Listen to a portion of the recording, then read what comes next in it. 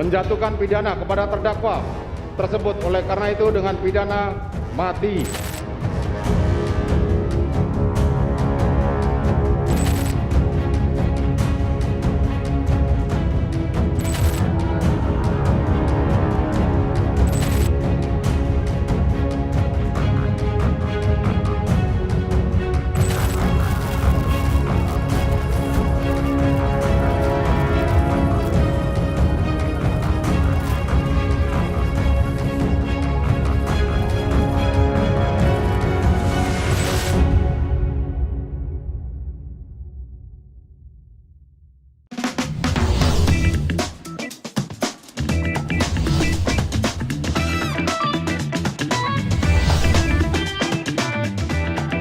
Livy on Point.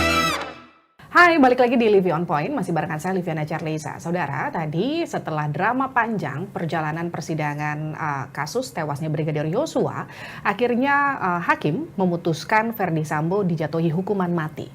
Ini untuk beberapa pihak mengagetkan, tapi mungkin bagi keluarga almarhum Brigadir Yosua ini adalah sesuatu yang ditunggu-tunggu. Tapi seperti apa sebetulnya reaksi dari keluarga almarhum Brigadir Yosua? Sudah bersama saya di sini Yonatan Baskoro, ini adalah kuasa hukum dari almarhum Brigadir Yosua dan keluarganya. Ya. Hai, Mas Yo. Halo Mbak Livi. Kabar baik?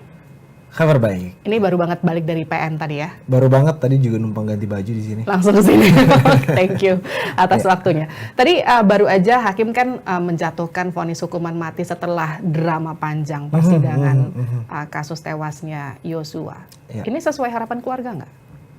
Nah, ini penting saya sampaikan. Jadi memang harapan keluarga sejak awal kalau kita memperhatikan setiap kali orang tuanya dimintai pendapat, tentu memintanya itu adalah hukuman maksimal, yaitu hukuman mati memang. Nyawa balas nyawa gitu ya? Nyawa balas nyawa, karena ya kami dari kuasa hukum tentu tidak bisa membendung itu. Karena itu keluar dari hatinya sendiri, bagaimana luapan emosi seorang ibu maupun seorang ayah yang telah kehilangan anaknya pasti ingin yang setimpal, yang tadi seperti Mbak Livi bilang, nyawa harus dibalas dengan nyawa. Kami ini fokus di pembelaan dan pejuang hak asasi manusia, Mbak. Oke.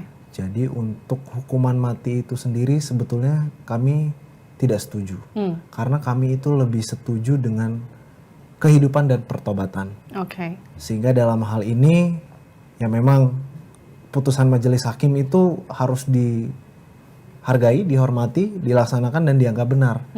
Maka dari itu dalam hal ini ya kita sudah mendengar putusan tadi secara bersama-sama, ya kita junjung tinggi hukum. Tapi kalau kita lihat kan bagaimanapun ini adalah harapan dari keluarga ya. Dan keluarga tadi tangis ibunya Yosua itu kemudian pecah ketika sudah divonis mati. Tapi ketika tadi persidangan ini kan panjangnya luar biasa. Luar biasa, saya tadi berdiri juga nggak? Luar biasa. Dari sekitar jam 10 ya. Dari jam 10 saya berdiri. Sampai sekitar jam 4-an sore sampai akhirnya hakim itu memutus untuk hukuman mati. Ini sudah terprediksi nggak sih dari tim kuasa hukum dan juga keluarga sebetulnya dari awal, dari apa yang dikemukakan hakim tadi di persidangan?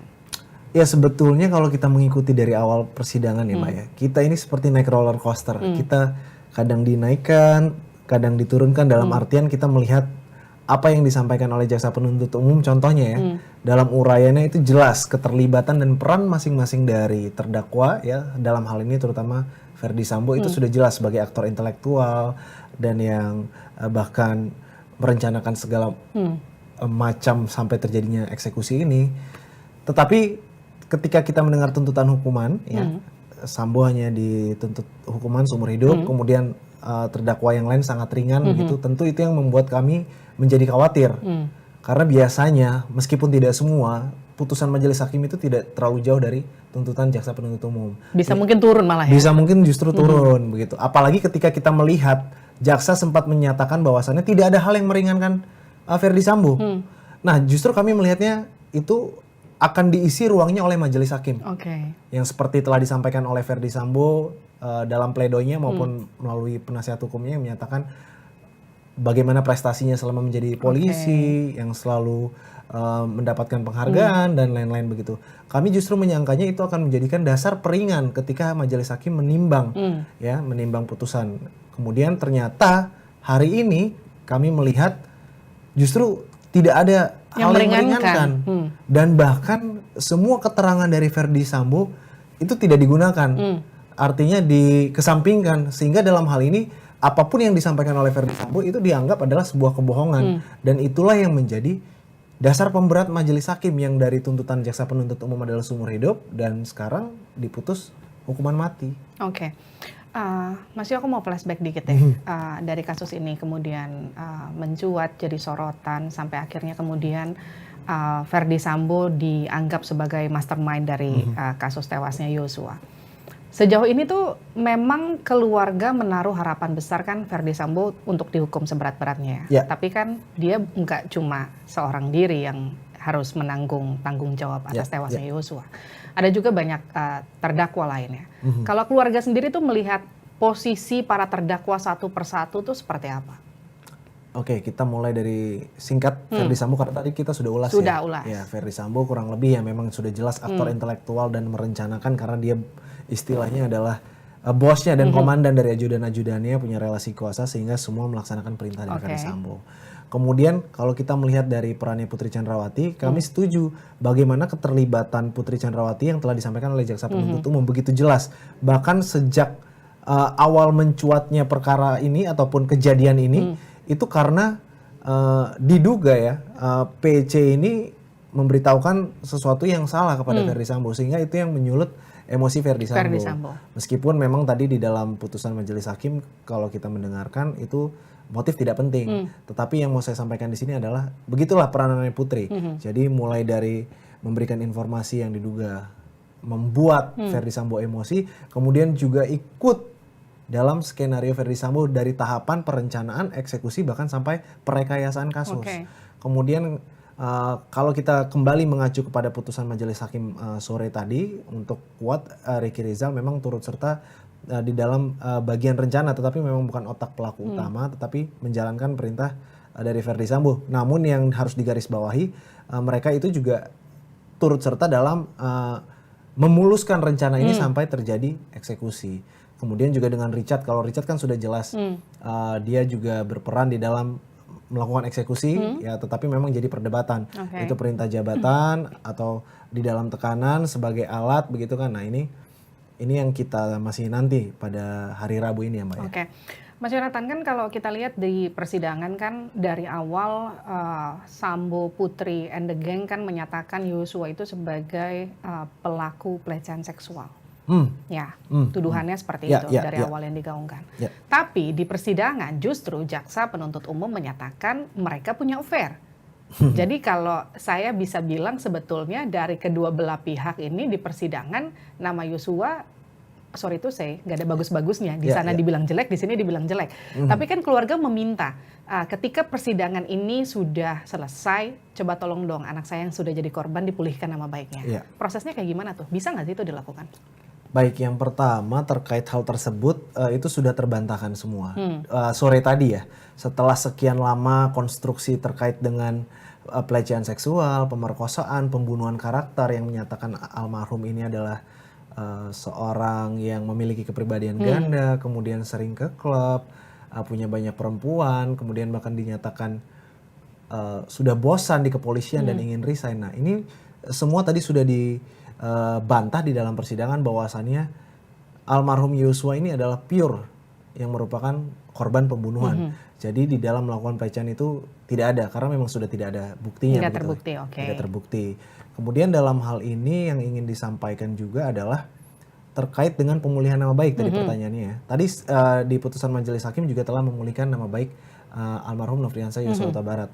Namun dalam hal ini ganti rugi ya harusnya ada restitusi. Ya. Restitusi itu pengembalian hak keluarga ya, ganti rugi terhadap korban. Kemudian jika dimungkinkan itu juga harusnya negara melihat bagaimana keluarga kecil ini yang telah ditinggalkan oleh seorang anak laki-laki kebanggaan dan andalan keluarga, itu harusnya negara juga turun setidaknya memberi kompensasi lah kepada keluarga almarhum sebagai bentuk wujud negara ini peduli terhadap korban pembunuhan yang dilakukan oleh mantan jenderal yang sangat berkuasa juga di Republik ini. Oke, nah sebelum aku masuk lagi soal vonisnya lebih dalam lagi, aku mau ngebahas lagi soal tadi, soal keluarga. Ada juga salah satu tuntutan keluarga nih ketika ada isu rame soal rekening Yosua yang juga sempat ditarik oleh Verdi Sambo and the Gang. Ini gimana nanti kelanjutannya? Apa yang kemudian diharapkan oleh keluarga dan langkah selanjutnya seperti apa soal itu? Baik, jadi memang terkait dengan uang almarhum yang ada di dalam rekeningnya yang sampai sekarang kita itu juga belum tahu nominalnya berapa. Nominal aslinya karena isunya banyak ya kan? Betul, karena sampai sekarang itu juga kita tidak tahu. Tetapi yang mau saya sampaikan di sini, ketika kita melihat ternyata ada uang di rekening almarhum Yosua dan itu adalah rekening atas nama Yosua, otomatis sebetulnya itu adalah milik Yosua. Tetapi di dalam perjalanannya kan sempat dikatakan bahwasannya itu adalah uang untuk operasional belanja keluarga bulanan dan lain-lain. Oke lah, silakan berkata seperti itu, tetapi buka dong rekeningnya. Berapa sih ada di rekening almarhum itu? Karena saya meyakini biarpun di rekening almarhum ini hanya ada 1 juta, ada 500.000, 2 juta, itu kan haknya almarhum. Sehingga itu harus segera dikembalikan. Dan saya berharap, kalau saya sempat ngobrol dengan keluarga sudah sempat mengusahakan dan mengupayakan supaya uang itu cair, ya. Tetapi memang tanggapan dari pihak bank adalah menunggu perkara ini selesai. Jadi kita tunggu saja Mbak ini. Ini kan artinya akan 1-2 minggu ke depan sampai selesai semua. Sampai obstruction of justice juga selesai. Betul. Oke. Masuk lagi soal vonis hakim, vonis mati. Ini cukup mengagetkan sebetulnya ya. Karena meskipun keluarga berharap vonis mati, tapi kita kan justru bahasanya udah suuzon duluan nih, karena mikirnya jangan-jangan nanti bakal diringanin tuh, karena kan udah banyak banget isu yang beredar, bukan angka tapi bukan huruf tapi angka gitu, kemudian nanti akan begini karena kemarin jaksa aja dibilang masuk angin, jangan sampai kemudian nanti hakimnya masuk angin, kita kan semua udah mikir gitu dong, tiba-tiba jeng hukuman mati gitu kan, wah hukuman mati nih. Terus ketika keluarga kemudian ya kan memang ini harapannya dari keluarga, nyawa dibalas nyawa. Tapi gimana ngelihat ada juga pihak-pihak yang kalau tadi saya sempat baca rilisnya dari Sugeng IPW, dia menyatakan ini tuh hakim justru seperti yang tadi sempat Mas Yo katakan, tidak mempertimbangkan poin-poin yang meringankan buat Sambo. Tapi kemudian ini juga vonis hakim yang hanya memikirkan tekanan publik, dan hakim betul-betul terpengaruh atas tekanan publik, masifnya pemberitaan media dan segala macam sampai akhirnya jatuhlah vonis mati. Kalau Mas Yo sendiri, ini kan pasti ada buah si malakama dong, sebagai kuasa hukum tapi sebagai juga praktisi hukum di situ. Coba kasih pandangan ke kita, insight-nya gimana? Ya kalau dari kacamata saya melihat, tadi sudah saya sampaikan ya, saya sebetulnya tidak setuju dengan hukuman mati ya. Karena tadi pertobatan lebih penting, kehidupan lebih penting ya daripada sebuah kematian begitu. Tetapi dalam hal ini, ketika kita kembali melihat apa yang jadi pertimbangan majelis hakim, ya tadi sudah dijelaskan dengan sangat detail menurut saya sampai berapa jam itu kan. Nah di situ memang ternyata yang memberatkan itu adalah kebohongan-kebohongan yang dibuat oleh Sambo itu sendiri ketika seharusnya ada momentum untuk jujur begitu dan berkata sebenarnya, bahkan jika perlu membongkar semuanya. Nah inilah yang kita sayangkan. Andai kata Verdi Sambo ini mau membuka semuanya secara terang, tentu saya rasa justru vonis hari ini akan berbeda. Tetapi terkait dengan apa yang Mbak Livi sampaikan, karena tekanan publik, menurut saya hakim dengan pertimbangannya itu objektif ya, sesuai dengan fakta persidangan. Dan menurut saya kalau majelis hakim ini melihat publik, ya itu juga merupakan asas yang kita anut, yaitu asas keadilan, kepastian, dan kemanfaatan hukum. Jadi bagaimana kasus yang sedang menjadi sorotan publik ini dilihat oleh masyarakat, sehingga masyarakat ini memiliki rasa kepercayaan kembali kepada penegakan hukum di Republik kita ini yang memang saat ini sedang terpuruk begitu Mbak. Jadi dalam hal ini majelis hakim tentu akan melihat ke depan dan juga melihat kemanfaatannya di dalam masyarakat seperti apa. Tapi menurut saya itu bukan poin terutama majelis hakim dalam memutus perkara ini.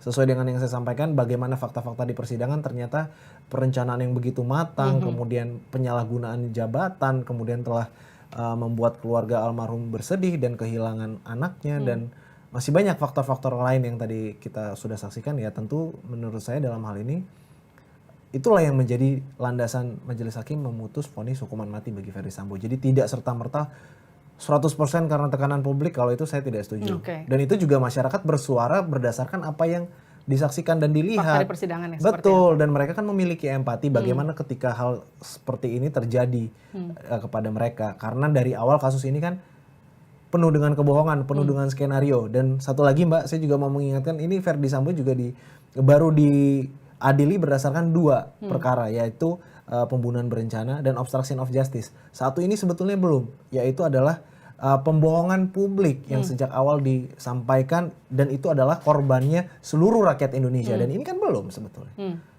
Nah dari 2 saja sudah divonis mati, apalagi kalau ini mau diproses yang terakhir. Oke, Mas Yo, kalau lihat dari tuntutan jaksa sampai kemudian tadi pertimbangan-pertimbangan hakim tidak ada unsur yang meringankan, Anda melihat ini akan jadi celah nggak untuk tim kuasa hukum Ferdy Sambo nanti ketika mereka mengajukan banding PK sampai kasasi? Ya, dalam hal ini saya meyakini sepengalaman saya sebagai praktisi hukum, sebagai penegak hukum juga, sebagai seorang advokat, pasti kalau misalkan klien saya mendapatkan hukuman paling maksimal, otomatis saya akan mengajukan banding. Dan nanti tentu saya nggak tahu strategi apa lagi yang akan dilakukan oleh Ferdy Sambo maupun tim penasihat hukumnya. Tetapi yang jelas saya memprediksi tetap, karena dari awal kita melihat juga Ferdy Sambo dan timnya ini tetap ingin motif ini harus dibuktikan. Dan itu tadi tidak terbukti di persidangan karena hakim tadi tidak menyebut itu. Itu sementara ini yang kita tunggu-tunggu sebetulnya, karena selain bicara soal siapa sih dalang utama dari tewasnya Yosua, siapa yang harus bertanggung jawab, hukumannya berapa sih, tapi kan publik juga menunggu-nunggu kenapa sih Yosua itu dibunuh, kenapa sih, karena dengan kasus yang dramanya sedemikian rupa ditunggu-tunggu, masyarakat kan pasti mau tahu kenapa sih sebetulnya, karena ketika kemarin jaksa penuntut umum menyatakan ada perselingkuhan, terus kemudian hakim tadi hanya menyebutkan putrinya sakit hati. Jadi apa korelasi ini? Abis ini nih pasti akan banyak asumsi yang muncul antara sakit hati dan perselingkuhan, kemudian Yosuanya meninggal. Nah apa? Jadi gimana nih kuasa hukum? Iya, sebetulnya kami juga tidak mau masuk terlalu dalam ya terkait dengan motif, karena kami masih memegang teguh prinsip bahwasannya memang di dalam pembuktian unsur pembunuhan berencana dalam hal ini, motif menurut saya itu tidak harus dibuktikan, tetapi memang unsur-unsurnya yang harus dibuktikan. Namun terkait ada tadi pernyataan majelis hakim yang mengatakan bahwasannya Putri Chandrawati ini sakit hati, tetapi bukan karena pelecehan. Nah, dalam hal ini seharusnya jaksa penuntut umum dan majelis hakim yang menggali lebih dalam lagi. Setuju dong kalau harusnya ini dibuka aja ke publik, karena kan ibaratnya kalau masyarakat tuh nontonnya gemes, pil aja lah, saya udah nungguin dari jam 10 pagi nih sampai sore.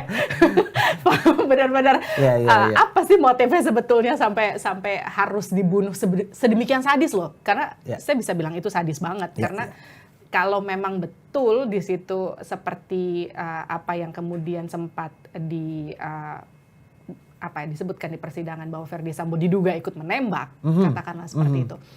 Itu kan artinya emosinya luar biasa dari seorang Ferdy Sambo sampai kemudian melakukan itu. Sampai kemudian ini terjadi, seorang katakanlah jenderal bintang 2 yang harusnya punya perhitungan matang, paling tidak kita semua kan di awal-awal kasus ini, ya udahlah kalau memang Ferdy Sambo yang bunuh, tapi kok ceroboh banget gitu. Berarti kan dia emosi banget gitu. Terus kemudian sekarang di spill-nya cuma Putri sakit hati, jaksa bilang ini isunya perselingkuhan gitu. Gimana sih sebetulnya? Nah itulah, itu juga yang jadi pertanyaan kami, kenapa sih anak dari klien kami, keluarga almarhum itu sampai dibunuh dengan keji seperti ini. Padahal kan kami tahu anak kami ini adalah anak yang baik, taat sama orang tua, apalagi atasan begitu, kemudian selama ini juga hubungannya baik-baik dengan keluarga Ferdy Sambo dan Putri Chandrawati, sehingga itulah yang menjadi pertanyaan besar keluarga bahkan publik, sebetulnya ada apa? Kalau memang mau mencari motif atau yang melandasi hal ini terjadi, ya seharusnya kemarin di dalam persidangan kan banyak pun disebut-sebut yang katanya ada wanita menangis lah di rumah bangka, kemudian rekening juga belum dikembalikan semua. Nah itu seharusnya kalau memang serius mau menggali, coba galinya dari segala sisi. Namun kan hal tersebut tidak dilakukan karena saya di sini juga melihatnya jaksa penuntut umum dan majelis hakim sepertinya memang fokus pada pembuktian unsur Pembunuhan 340-nya aja. Pembunuhan Begitu, berencana saya ya. rasa begitu Mbak. Mas Yo, tapi artinya gini, kalau ngelihat kasusnya kan udah mau selesai nih. Ya meskipun masih akan ada banding, Ya, PK ya. dan kasasi ke depan, tapi paling nggak persidangan sampai vonis itu udah selesai. Ya. Masih perlu nggak sih, kalau lagi-lagi aku tanya, masih perlu nggak atau memang ini udah case close, kasusnya selesai, udah tinggal nanti kita lihat bagaimana banding PK dan kasasinya. Masih perlu nggak sih motif itu kemudian dijelaskan agar tidak blunder? Karena setelah ini kan pasti akan muncul lagi nih asumsi-asumsi, karena nggak dijelaskan sampai akhir. Ya kalau misalkan asumsi-asumsi tersebut kita tidak bisa ngerem. Karena bagaimanapun kan keluarga pengen nama baiknya kan pulih dong. Betul. Berarti harus ada sesuatu yang betul-betul dijelaskan kenapa sih bisa begitu. Iya betul. Nah itu tadi. Jadi memang asumsi-asumsi itu kan biasanya muncul dari publik ya. Kita nggak bisa ngerem publik mau ngomong A, B, C, D begitu ya. Tetapi tidak apa-apa. Itu kebebasan berpendapat setiap individu. Namun dalam hal ini sekarang keluarga itu lebih fokus bagaimana keadilan bisa didapatkan. Jadi dalam hal ini apapun itu motifnya keluarga tetap kekeh. Sudah terbukti juga melalui putusan majelis hakim ternyata memang pelecehan perkosaan itu tidak ada. Gitu ya. Jadi dikatakan dalam hal ingin betul-betul mencari apa sih yang membuat Verdi Sambo dan kawan-kawan ini tega melakukan hal tersebut kepada Yosua. Nah itu juga kami dorong sebetulnya. Ayo dong kalau memang mau kita gali, kita cari, ayo kita sama-sama. Silakan gali yang seluas-luasnya. Jadi di dalam upaya hukum selanjutnya misalkan di dalam banding, kemudian masih berbicara mengenai motif, jika memang itu ingin dibuktikan, ya kami juga dukung, ayo kita cari sama-sama. Tetapi saya rasa dalam hal ini majelis hakim di level tingkat banding itu saya rasa akan tetap sama mengatakan bahwasannya motif tidak perlu dibuktikan. Oke. Verdi Sambo udah divonis hukuman mati. Putri ini sambil kita tapping sekarang kan lagi berjalan nih pembacaan vonisnya. Oh iya benar. Kita belum bisa dapat spill-nya seperti apa hasilnya. Tapi kan masih ada Kuat, masih ada Ricky paling enggak, masih ada Eliezer. Harapan keluarga terhadap terdakwa-terdakwa lainnya selain yang obstruction of justice ya. Itu gimana? Ya dalam hal ini masih ada Putri yang sedang berjalan, Ricky Rizal, Kuat Maruf besok, dan Richard Eliezer. Kalau kita melihat dari Putri Chandrawati, kemudian kita mendengarkan penjabaran majelis hakim tadi, itu dinyatakan bahwasannya semua yang disampaikan adalah omong kosong. Artinya Putri Chandrawati ini juga terlibat dalam yang tadi saya bilang sejak awal perencanaan, eksekusi sampai rekayasa. Termasuk juga dengan kebohongan-kebohongan yang ada di dalam persidangan. Yang seharusnya jujur agar mendapatkan keringanan tetapi alih-alih justru berkata bohong begitu. Sehingga dalam hal ini jika saya melihat vonis hari ini Verdi Sambo hukumannya adalah hukuman mati, menurut saya Putri Chandrawati akan jauh di atas tuntutan jaksa penuntut umum yang 8 cuma 8 tahun. tahun. Saya rasa akan jauh di atas ini. Jauh di atas itu. Jauh di atas ini. Itu juga berlaku kepada Kuat dan Ricky Rizal, terutama Ricky Rizal, karena Ricky Rizal kalau kita melihat pertimbangan di Verdi Sambo ini adalah polisi penegak hukum dan itu juga menjadi faktor yang memberatkan, termasuk Ricky Rizal yang juga merupakan seorang anggota Polri, sehingga itu juga akan memberatkan. Kemungkinan juga Ricky Rizal akan lebih tinggi dari tuntutan 8 tahun. Kalau Kuat ini saya melihatnya ya antara 8 tahun atau berapa, tetapi setidaknya tidak lebih rendah daripada Ricky. Tidak lebih rendah daripada tidak lebih tinggi. Tidak lebih tinggi benar. Karena kan yang polisi Ricky. Tidak lebih tinggi daripada Ricky. Saya rasa begitu. Kemudian kalau Richard Eliezer ketika disampaikan ternyata konstruksi pola pikir majelis hakim juga menganggap keterangan Richard Eliezer itu memiliki nilai ya dalam artian value-nya ada, bisa dipercaya begitu. Sehingga dalam hal ini saya meyakini Richard Eliezer akan mendapatkan hukuman atau vonis di bawah dari seluruh terdakwa. Oke. Ya. Kalau untuk obstruction of justice? Kalau dari obstruction of justice kita lihat ya memang banyak sekali tuntutan yang begitu variatif ya.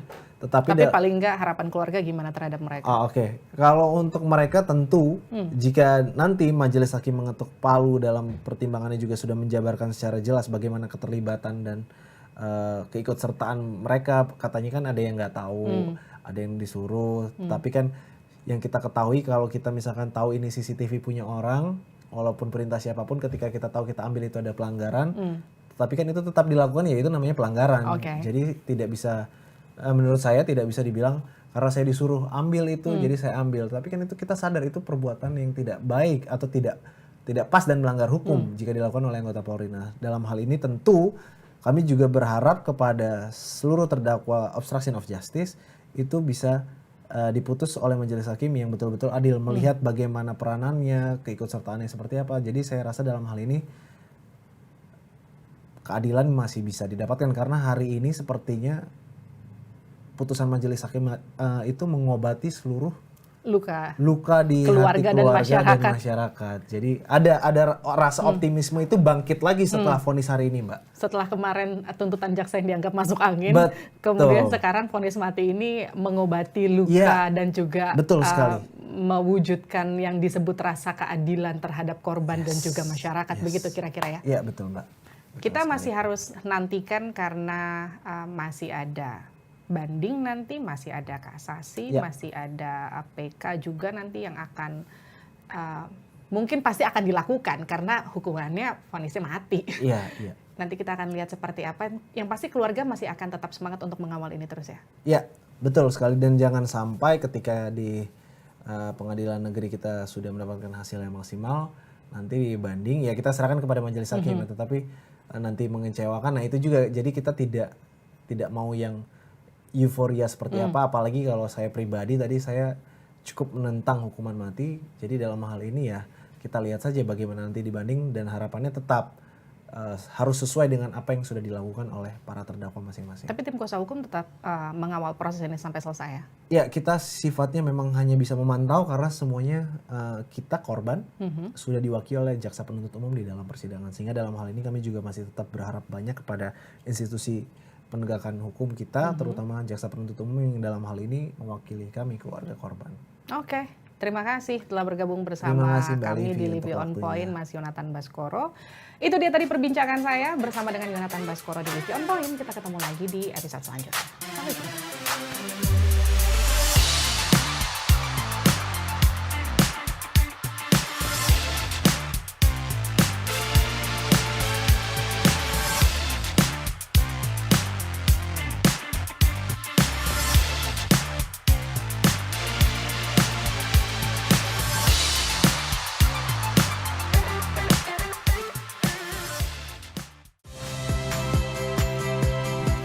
Saya Liviana Cerlisa. Saksikan program-program Kompas TV di siaran digital, pay TV, dan media streaming lainnya.